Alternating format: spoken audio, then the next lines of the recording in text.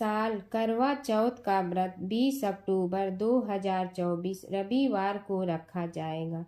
पति की सलामती के लिए सुहागिन महिलाएं करवा चौथ का व्रत रखती हैं। करवा चौथ का व्रत कार्तिक मास के कृष्ण पक्ष की चतुर्थी तिथि को रखा जाता है। इस दौरान सास द्वारा दी गई सरगी खाकर सुहागिनें व्रत की शुरुआत करती हैं। इसके बाद पूरे दिन निर्जला व्रत करने के बाद चंद्र दर्शन का अर्घ देने के बाद व्रत खोलती हैं। कई जगहों पर करवा चौथ व्रत की शुरुआत सरगी खाकर की जाती है। ये सरगी सास अपनी बहू को उपहार के रूप में देती है। सरगी में सूखे मेवे, फल, मिठाई, साड़ी, मेहंदी, बिंदी, बिछिया और शगुन के तौर पर अन्य श्रृंगार की चीजें रखी जाती हैं। करवा चौथ पर सरगी खाने का शुभ मुहूर्त। आपको बता दें कि सरगी सूर्योदय से 2 घंटे पहले खाई जाती है। सुबह 4:30 तक खा सकते हैं। करवा चौथ पूजन का शुभ मुहूर्त। करवा चौथ पूजन का शुभ मुहूर्त शाम को 5:45 से शाम 7:01 तक रहेगा। वहीं चाँद निकलने का समय 7:55 है, लेकिन अलग अलग जगहों पर समय में परिवर्तन है। करवा चौथ कब से और क्यों मनाया जाता है? एक पौराणिक कथा के अनुसार करवा नाम की एक पतिव्रता महिला थी। उनका पति एक दिन नदी में स्नान करने गया और नहाते समय एक मगरमच्छ ने उसका पैर पकड़ लिया। उसने अपनी पत्नी करवा को मदद के लिए बुलाया। करवा ने अपने तपोबल से उस मगरमच्छ को बांध दिया। फिर करवा मगरमच्छ को लेकर यमराज के पास पहुंची। यमराज ने करवा से पूछा कि देवी, आप यहाँ क्या कर रही हैं और आप क्या चाहती हैं? करवा ने यमराज से कहा कि इस मगरमच्छ ने मेरे पति के पैर को पकड़ लिया था, इसलिए आप अपनी शक्ति से इसे मृत्युदंड दें और नरक में ले जाएं। यमराज ने कहा कि अभी इस मगर की आयु बची हुई है, इसलिए मैं इसे मृत्युदंड नहीं दे सकता। यमराज की बात पर करवा ने कहा कि अगर आप मगर को मारकर मेरे पति को चिरंजीव होने का वरदान नहीं देंगे तो मैं अपने तपोबल से आपको ही नष्ट कर दूंगी। करवा माता की बात सुनकर यमराज के पास खड़े चित्रगुप्त सोच में पड़ गए, क्योंकि करवा के सतीत्व के कारण वे न तो उसे श्राप दे सकते थे और न ही उसकी बात को अनदेखा कर सकते थे। तब चित्रगुप्त ने मगर को यमलोक भेज दिया और करवा के पति को दीर्घायु होने का आशीर्वाद दिया।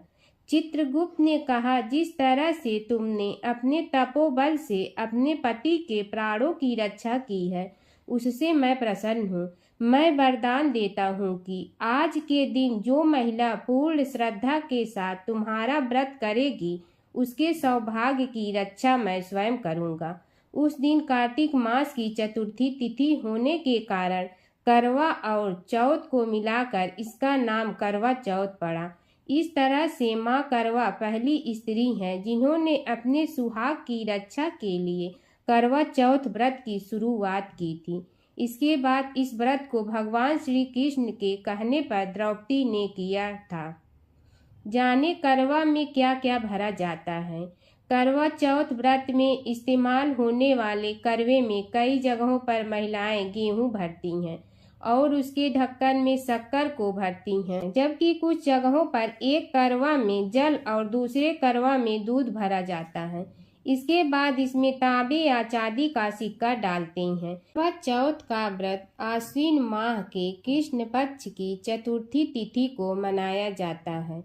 इस साल करवा चौथ व्रत 20 अक्टूबर 2024 दिन रविवार को रखा जाएगा। विवाहित महिलाएं पति की दीर्घायु के लिए करवा चौथ व्रत रखती हैं। इस दिन सुहागिनें भगवान शिव, माता पार्वती और कार्तिकेय के साथ भगवान गणेश की पूजा करती हैं।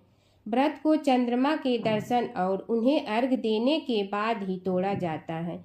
यह व्रत कठिन व्रतों में से एक माना गया है। इस व्रत में अन्न व जल ग्रहण किए बिना सूर्योदय से रात में चंद्र दर्शन तक रखा जाता है। और पूजा विधि। सूर्योदय से पहले स्नान करके व्रत रखने का संकल्प ले, फिर मिठाई, फल, पूड़ी की सरगी ग्रहण कर व्रत शुरू करें। संपूर्ण शिव परिवार और श्री कृष्ण की स्थापना करें। गणेश जी को पीले फूलों की माला, लड्डू और केले चढ़ाएं। भगवान शिव और पार्वती को बेलपत्र और श्रृंगार की वस्तुएं अर्पित करें। श्री कृष्ण को माखन, मिश्री और पेड़े का भोग लगाएं। उनके सामने मोगरा या चंदन की अगरबत्ती और घी का दीपक जलाएं। मिट्टी के करवे पर रोली से स्वास्तिक बनाएं।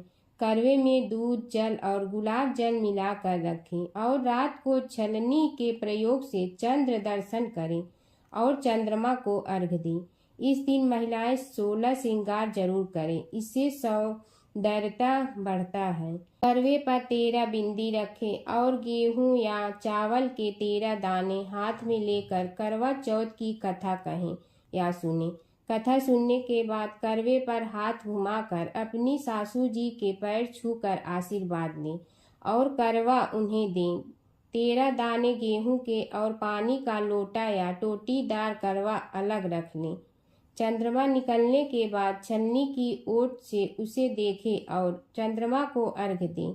इसके बाद पति से आशीर्वाद लें, उन्हें भोजन कराएं और स्वयं भी भोजन करें।